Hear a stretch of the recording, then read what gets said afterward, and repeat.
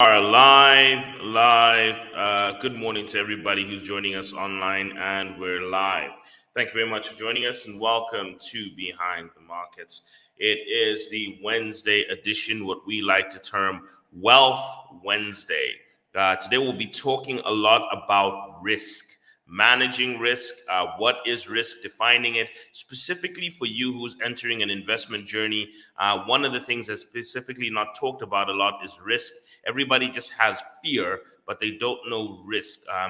Understanding, calculating, and dealing with risk is often a way to help you navigate it, and you actually invest without fear. It doesn't mean you invest foolishly, you invest without fear. There's a difference. There's a difference between being fearless and being foolish.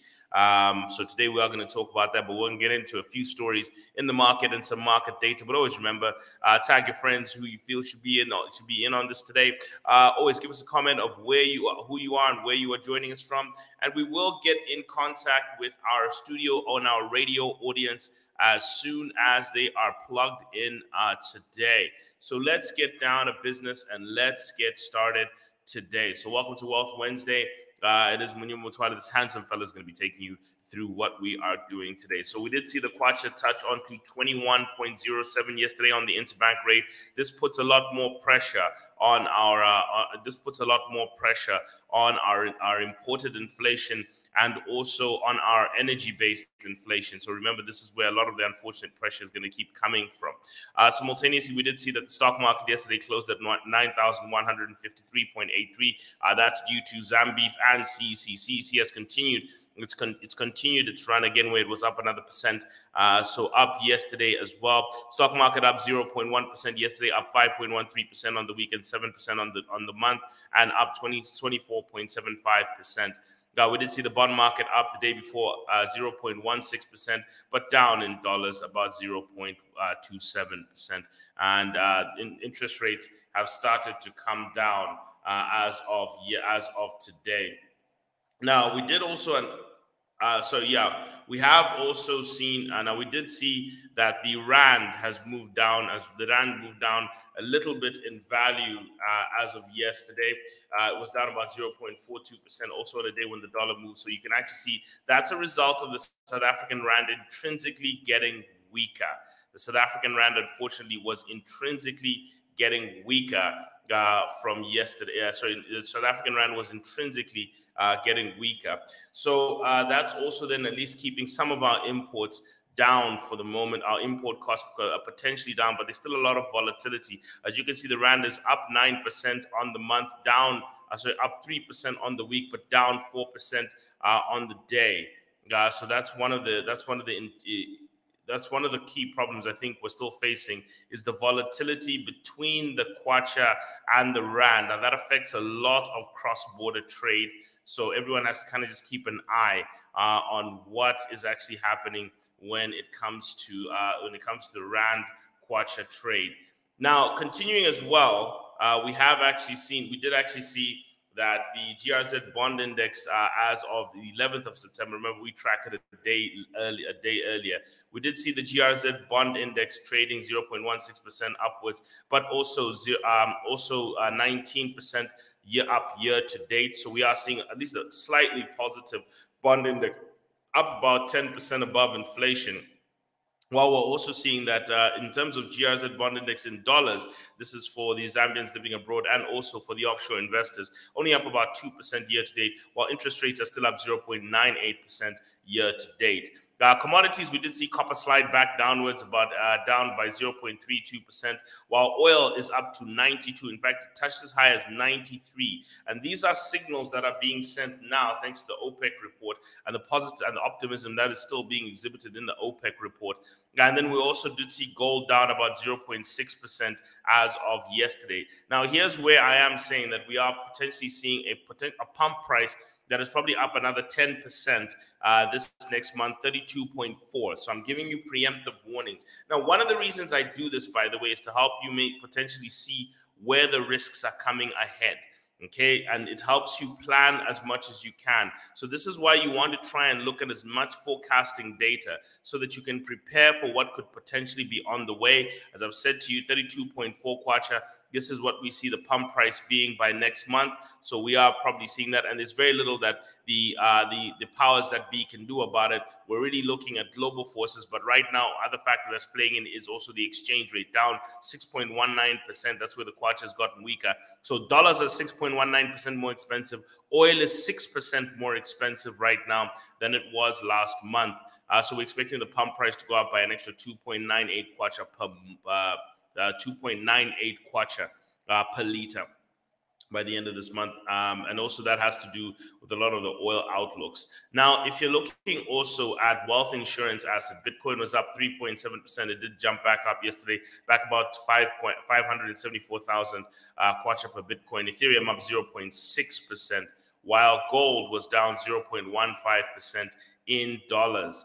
Looking forward as well, we also did see that in terms of all the assets year to date, we did see that bonds up 19.1%, in real terms up 9.7% year to date. Stock market is up 24.8%, up 15.3% year to date in real terms. So dollars up 16.4%, up 7% year to date. Gold is up 23.4%, up 14% year to date. And Bitcoin is up 82.1%, up 7.6% year, 72.6%. And also Ethereum is up 54.4% and 45.1% in real terms year to date. Now, this is where they're looking at, but let's also take a look at quarter to date readings. We're also seeing that bond market is up 5.1% during this quarter. Stock market is up 11.1% during this quarter. USD is up 19.8% during this quarter.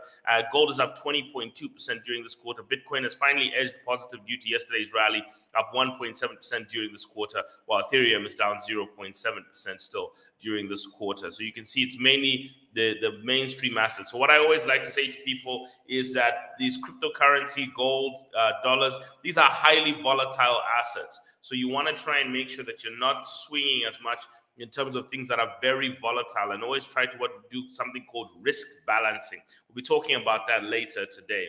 Now, getting into the deep dives for the day. And as we always say, anyone who has any questions, stuff, we're getting into the deep dives for the day. Zambia plans to offset.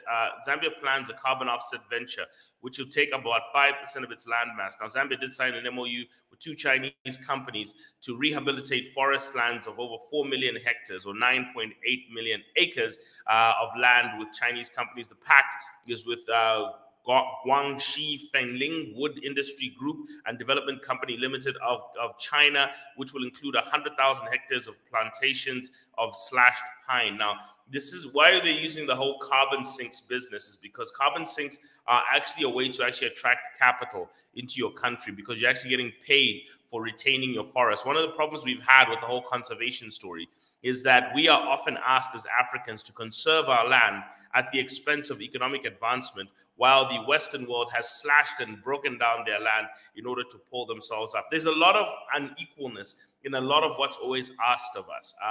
The Western world decides that they're going to get rich off carbon. They're going to pull out their people from poverty by utilizing carbon, or at least petrochemicals, or by using carbons, but they are hydrocarbons. But then they turn around on us and then they start saying, no, you people have to be green. So now we have to start taking the harder way out of poverty. They turn around on us and say they go and brutalize all their land to build their urban centers and their industries, and then they turn around to Africa and say, no, preserve your land. You can't go around taking out your land. So there's a lot of demanding Africans do things with little compensation. So it appears at least this could be a mechanism to actually incentivize us to keep our conservation lands, because then it acts as carbon sinks. It acts as a carbon sink for what they are at least doing, for the pollution they're basically emitting all over the place. So this will help. This will probably help, at least even in getting some inflow of capital in. Mozambique is doing it. Madagascar is doing it. Gabon is planning on doing one of the biggest ones right now in the country. There's targets to do with the Congo Basin to make sure that these countries are compensated by the carbon credits industry, to at least drill into that.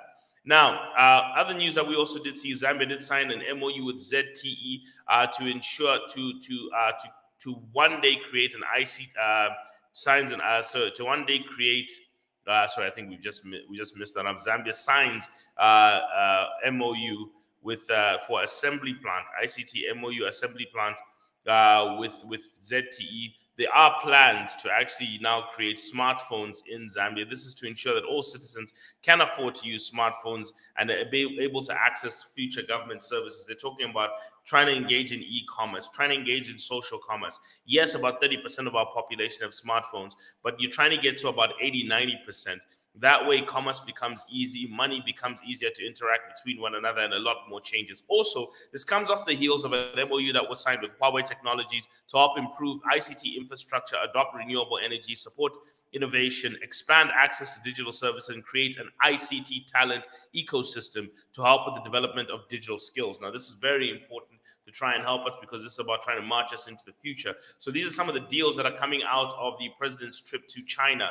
We'll see whatever else comes out of it. This is relatively important. And the US and EU did jointly support new Africa railway line between Zambia and Angola. This is quite important news because this has to do with the Sonangol plant. A lot of this has to do with trying to get minerals out of and using the Atlantic so that we can possibly trade directly with the Western world. So they're obviously going to now try and start investing in railway operations to try and link DRC, Zambia, going all the way through Angola. Remember, you've got the Sonangol plant, you've got cobalt coming out of DRC, and you've got copper coming out of Zambia. So they're looking at what they can do to make the journey easier for it to also go west and not just only east. Now, this is it's part of the development of the Trans-Africa Corridor connecting Southern Africa, Southern Democratic Republic of Congo, Northwestern Zambia to the regional and global markets via the port of Lobito in Angola. And the Lobito Corridor represents the alternative strategic routes for exports for Zambia and DRC and offers the shortest route to linking the mining regions to the two countries to the sea. So this is a different route that they're offering them. Obviously, this is also the competition for minerals coming from that part of the world. Now, the reason why this is important is also because whatever can go that way, meaning stuff can come back. Remember that there's the Sonangol plant also in Lobito that should be getting completed by 2026. And should it be able to use the same Lobito corridor, then we should be able to get oil coming in. That should actually support that. So this also helps with future oil supply chain investments. That's why I keep saying 2025 onwards, specifically 2026 upwards, you are probably going to see some changes in the oil supply chain going all the way up to 32. These are much more transformational, pronounced changes in the oil supply chain, which will potentially reduce, especially the petrol costs. Because currently, one of the problems petrol is facing is that it's exposed to high diesel prices when trying to bring product in. Simultaneously, yesterday we did see oil jump 2% to a near 10-month high as OPEC predicts tight supplies. Now, remember that right now OPEC is expecting that the global powers, that the non-OPEC nations, are going to be producing oil at only 0.7% year-on-year growth through Q4, and that's expecting oil prices to pump and then also be weak all the way to 2024. While they're expecting oil demand to rise by 2% Q4 and then another 2% in Q4 by Q4 next year. Now, OPEC also is basically stuck to its positive oil forecast, mainly due to the fact that Latin America, China, and Africa are all going to now start increasing in their demand, while simultaneously supply will be low. Remember, Saudi Arabia and Russia have pushed prices down because pushed output down because they're trying to keep prices high. So OPEC's monthly report forecasts that demand will be 2.25 million barrels a day in 2024. OPEC will rise by 2.25 million barrels, while supply will only rise by about 0.7 million barrels. So in other words, 700,000 barrels, meaning there'll be a much thinner deficit. There'll be a much more pronounced deficit in supply demand pushing prices up. So this is the expectation that we're going to see prices staying around 90. Other thing that did add, by the way, to the oil price getting to 92 were the floods in Libya, which shut down about 4 of their refineries, 4 of their oil operations, which actually ended up taking 213,000 barrels of oil off the market for the duration until they restart those operations. So the ongoing global economic growth is forecasted to drive oil demand, and especially driven by the recovery in tourism, air travel, and steady mobility. Remember, everyone is coming back to work. Remember, we're out of a pandemic, so people are in their cars and they're back to moving around and being transported. Air travel, because of tourism, is really picked up. Remember, there's been the IATA data that we've been looking at what's been happening in terms of air travel, where we've been seeing almost a pre-pandemic recovery in international travel, sorry, in domestic travel, while we're almost at pre-pandemic recovery when it comes to international travel. So we are seeing a lot of activity happening that is pushing oil demand, especially driven by the global tourism sector, which is largely driven by Asia, and also a very strong recovery in Europe. Now, other news in the copper markets, we did see that Barrick plans to double its copper production to 440,000 metric tons by 2023.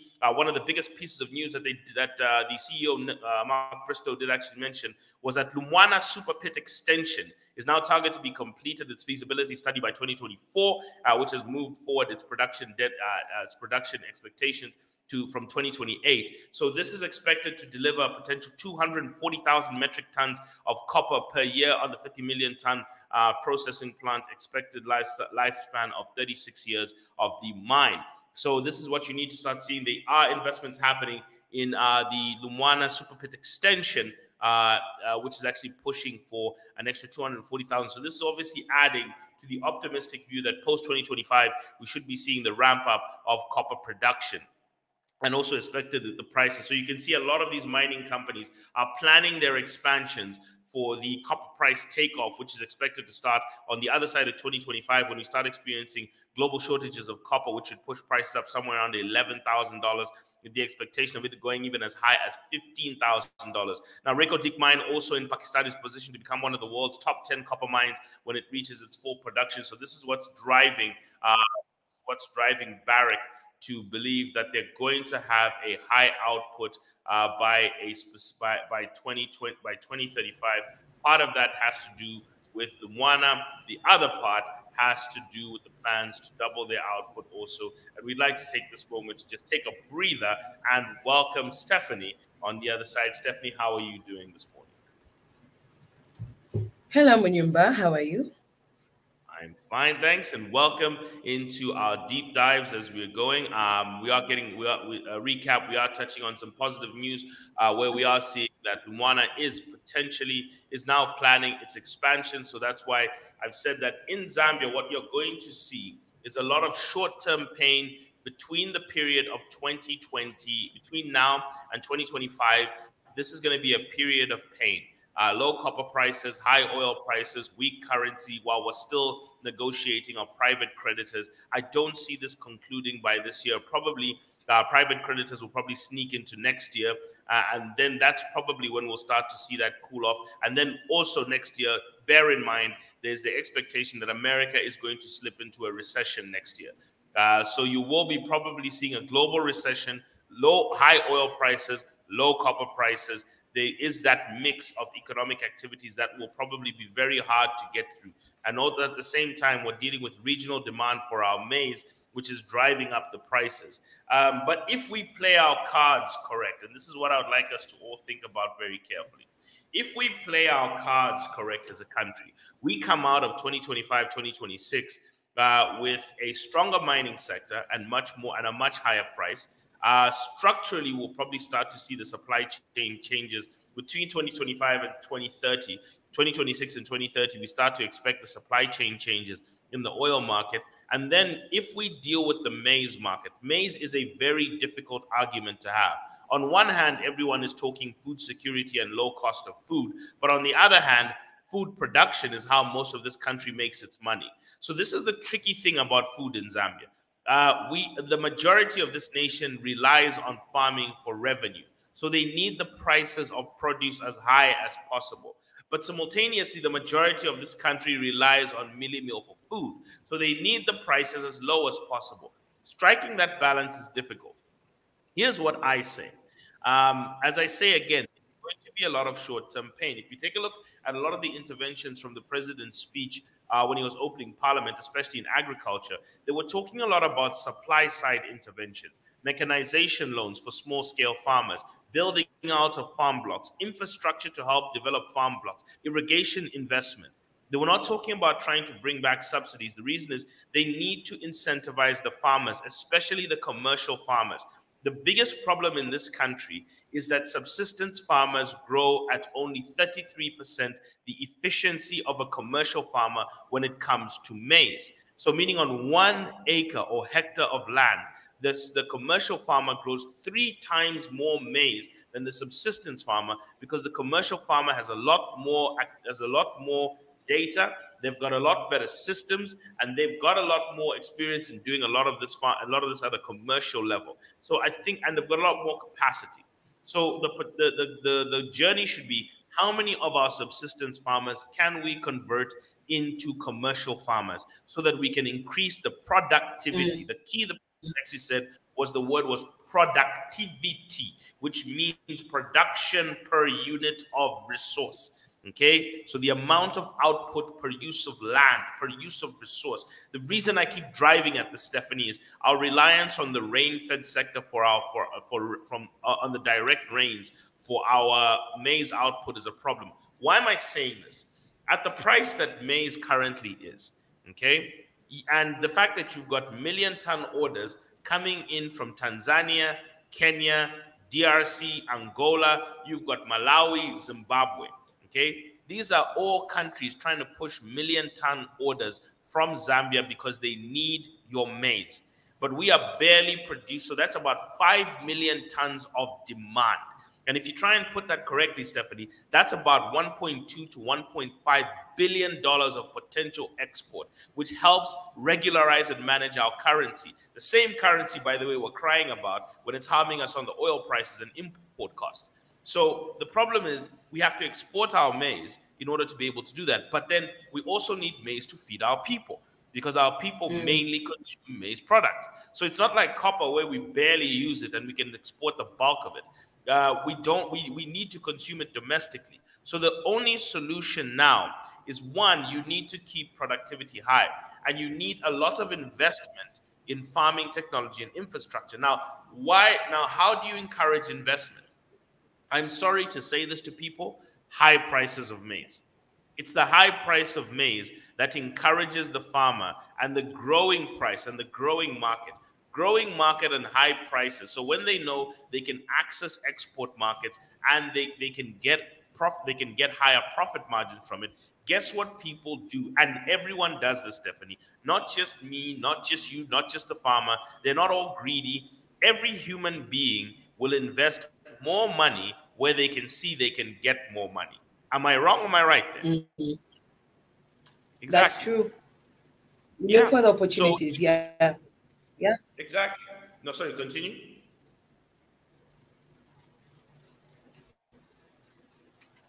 Okay. Yeah, sorry, I was saying, okay, you can continue. Yeah. But what I am going to drive at is saying that every human being chases their maximum profit. We do the same thing, by the way. You're going to get a degree in an area, in a field you feel like you're going to get paid the most. You are going to exert your work where you feel you are going to get appreciated the most.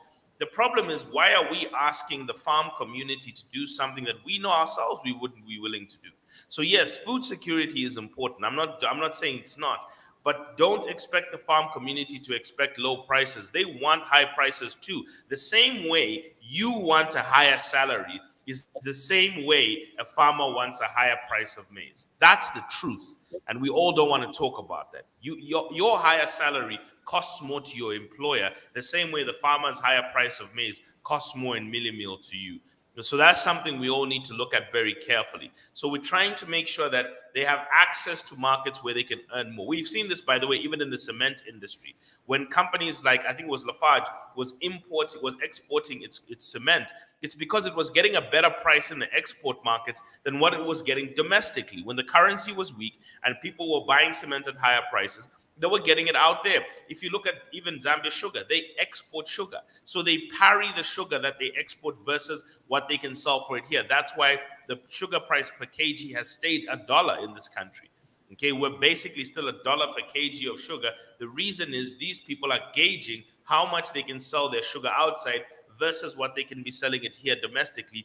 That's why the price of that product is effectively dollarized. So exportable goods end up being dollarized. And that's a reality we have to face. So now if we play our cards correctly and focus as a nation on productivity in the farm sector, then we come out of this. Because here's the problem, Stephanie. Tanzania is asking you for 1 million tons. Kenya is asking you for over 1 million tons. DRC is asking you for so much. Zimbabwe is asking you for. Angola is asking you. Malawi is asking you. So you've got these countries that are all asking you. If you don't supply them, do you know what these countries will do? They'll go and ask someone else. Somebody else will become their supplier. And now when you've sorted out your productivity issue and you have a bumper harvest, you've got no customers to sell to. So there's an export market here that's potentially $1.2 to $1.5 billion worth of maize export that would really help this country by then being able to export over $2 billion worth of agricultural produce to help diversify our exports. But if we kick them out now and start talking only food security, in the long run, we'll lose a customer. In the short run, we'll defend our food needs, but in the long run, we'll lose customers, and we'll be the same people crying, saying, how come there's no economic growth, there's no jobs, there's no economic expansion in this country, things are broken. But it does require long-term thinking in order for us to be able to achieve that. That's one of the reasons we have to be very careful with this conversation. Now, on the other hand, Stephanie, one of the things I also seen yesterday is the China Central Bank is going to scrutinize bulk purchases of dollars. Chinese yuan recently has declined by about 6% so far against the dollar, causing inflationary pressure. This is the worst decline of their currency since the global financial crisis in 2008. Companies that will need to purchase over $50 million will now need approval from the Central Bank of China. So, Stephanie, today I want to talk to you about the word risk. So here's a question I'm going to throw out to everyone, Stephanie, as I ask you now. What is your risk appetite? Do you consider yourself a high risk taker, medium risk taker, or low risk taker? I'm going to ask that to everyone in the audience. What is your risk appetite? But I'm going to ask you first, Stephanie. What is your risk appetite? High risk. I take a lot of risks, Munyumba. Elaborate. What do you mean? What is your view on risk? And what do you define risk as? I think for me, risk is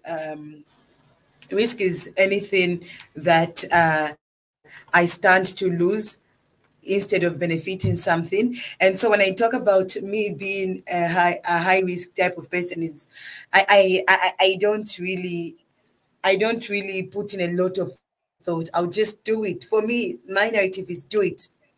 Whether it returns or not, just do it. That's me. So we will see the results later. Let's see. Let's do it now. Yeah, I'm more of a, and I've actually done a personality test to show this. I'm more of a medium to high risk taker. So I'm a very calculated risk taker. So I do take risk, but I always calculate my risks. I always go through what is the potential downside and how do I protect myself from that downside. Then I get to doing it. So I do. There's a little bit of a hesitation I always take, just to always make sure that I calculate the risk. Jesus always says, "Count the cost." He said that in the book of Luke. He said, "Count the costs before following me." Always calculate your risks and then take them. It doesn't mean run away from risks, but calculate them and then take them. So the topic of discussion today is risk. For investing, what we're going to be discussing is what is risk? So risk is the chance that an outcome of an investment's actual gains will differ from what you expected. So Stephanie, if you plan to make 1,000 kwacha on let's say a day of sales, and today you make only 500, tomorrow you make 5,000, the next day you make 250, another day you make 1.5, then another. That's very confusing. You can't discern a trend there. So that's what we call high risk, when it deviates from what you expect, okay, or what has been the average. So risk includes the possibility of losing some or all of your original investment, not getting what the expectations were. So in other words, if you expect to lend out money and you expect to get a certain interest rate, risk is the probability you don't get paid or don't get paid back on time, usually assessed by considering the historic behavior of an asset. So always go back to the history. How has this asset performed versus what has been the average return, and then how does it deviate from that return? That is called the standard deviation. What is the average deviation or distance between between all the outcomes and the average return on investment, or the average earnings you make from an investment. So we use that as well. So we look at maybe asset prices, we look at growth of asset prices, we look at cash flow generated from an asset. We always look at this, and that is what we basically look at as risk. So you have to ask yourself a question: what risk are you willing to take? Now, each investor, every person has a unique risk profile that determines their willingness to withstand risk. Now, that stands with your personality. I'll tell you, take your Myers-Briggs personality test. That will tell you what kind of risk taker you are. Even your Jungian archetype, if you're looking for personality data, they also are capped into risk-taking groups. There's also your lifestyle. If you also know, there's a test by Dave Ramsey's group called Know Your Money and Know Yourself. It tells you, are you a spender or a saver? Do you think of money in abundance or scarce? Do you think of money for status or security? Those three things will tell you what kind of appetite you have for risk. If you're a spender, you generally are higher risk. If you're an abundance thinker, you generally have more of an appetite for risk. If you're a status person, you more of an appetite for risk. So those are signals that will cue to you. So there are psychological evaluations you can take to assess your personality, to be able to know what kind of risk taker are you. Also, what kind of lifestyle do you live as well? Are you a family person? If you're a family person, you're taking less risk because you have to think about your children. You have to think about your spouse. Depends on what kind of lifestyle you tend to live, what career you take, how old you are. The younger you are, the more risk capacity you have, because you can recover from making mistakes and having errors as well. Your knowledge, all sorts of other factors come into play when an individual makes their risk assessment. But in general, investment risks arise from investors expecting higher returns to compensate for those risks. So the more risk you're willing to take, it's often because there's a higher return you're chasing. So this has a potential of giving you a much bigger outcome. So you want to calculate it, and we're going to call this risk balancing going forward. Now, they are what we call risk-free assets. Now, there's no such thing as no risk, okay? There is no such thing as no risk. But there are some assets that have got such little risk, in other words, the capacity for them to deviate from what they can produce, that they're considered riskless. Okay, and riskless securities form the baseline of how we measure risk. So we use those as a baseline. Now, examples of risk-free assets are fixed deposits at a bank or savings accounts. However, if that bank fails, by the way, your account is gone. Your money can be gone. Okay, if that place where you've deposited your money fails, then it's gone. But the probability of a bank failing is very low. Okay, it doesn't mean it can't happen. It's just that the probability is low. So that's why people consider them almost riskless. Government securities, treasury bills, and bonds. Now, investors can lose their money if the government defaults on debt. But if you're looking at the historic trends, the government hasn't defaulted on a coupon payment and debt on local debt, not international. Local currency government bonds, people. Difference. In Zambia, we use the 364-day treasury bill as what we call the baseline for the risk-free lending, the risk-free rate of return. That has a rate of return of 16%. So everything above 16% is considered risky, okay? That is a risk premium that we're adding on top of it. So here are some of the types of risk that a person will face while investing. One is called systemic risk. Systematic risk. This has to do with the larger, broader economy failing. And this can be due to political instability, macroeconomic changes, and volatility. And it's hard to mitigate against systematic risk. Okay, the whole economy going into a meltdown, it's hard to mitigate against that. Just like what happened in the pandemic. Almost every asset went down when the pandemic had occurred. Other things that also bring systematic risk, you find it is interest rate, inflation, currencies, liquidity, country risk, and socio-political risk. Unsystematic risk, or specific, or what we call idiosyncratic risk, is risk specific to an investment. Okay, not the broader economy, specific to an investment. For example, political risk, like we've talked about before with Copperbelt Energy, where it faced political risk when it was trying to negotiate its bulk purchasing agreement with ZESCO back in 2020. That was a risk specific to that company. The illicit market for national breweries, where they're trying to compete with people who are making chigayo and that stuff on the side of the road. that is a specific risk to that. It doesn't affect the rest of the economy. It affects that company specifically. So you must look at systematic risks and idiosyncratic risks and which ones are playing the most. Other types of risks you're looking for, and I'm going to go through them so that you get a basic education on risk, is that you get business risks, which is, can the company generate enough revenue sufficient to pay its costs and still have a profit? So this can be mitigated through managing the cost of goods, having higher profit margin, defeating your competition, and increasing the overall demand of the market. That's how it's mitigated. Operational risk, when a company is able to make sufficient sales. So operational risk is also simultaneously whether a company is able to operate its own, whether a company is, sorry, we just had a mistake there. But operational risk is whether a company will face human errors, system failures, and all sorts of other things, and mitigated through internal controls, systems, mechanisms. Legal risk also comes from things like changing laws, regulations, disputes, but that can be mitigated through having compliance programs and systems, monitoring for changes in regulations, and having a legal advisor to also help you through any of these other changes. You have other risks, and I'm going to summarize them. We're going to go through most of them in the following weeks, whether we'll be going through credit default risk, country risk, and foreign exchange risk.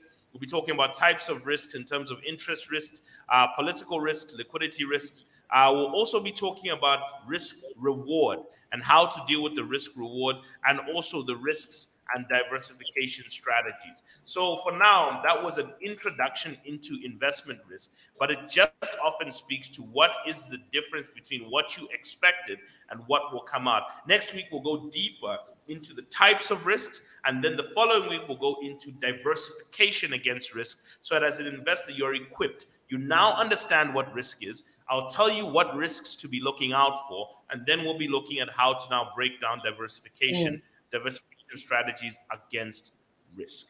And that has been our conversation today, Stephanie. What's your takeaway on risk that we've just talked about?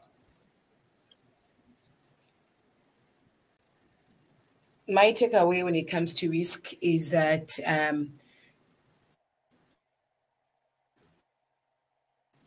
take a risk, but obviously make sure it's a risk. I'm also looking forward to actually get to know, what risks is supposed to be taken, because then what risk is necessary, what risk is worth taking. That's also the question. Is every risk worth taking? That's one thing that we get to actually hear from you again, Munyumba. I don't know if it's tomorrow again when we have this conversation or next week on a day like this one, but I'm looking forward to this conversation. And I will give you a metric that we can use for what we call risk-adjusted returns, how to measure whether a risk is worth taking by utilizing risk-adjusted returns and also a margin of safety. That is something we'll go through in a couple of weeks now when we'll be talking about strategies to mitigate risk. But with that, Stephanie, I wish you a wonderful day. Thank you for joining me. Thank you for everybody who's been with us, and have a wonderful day. Thank you very much.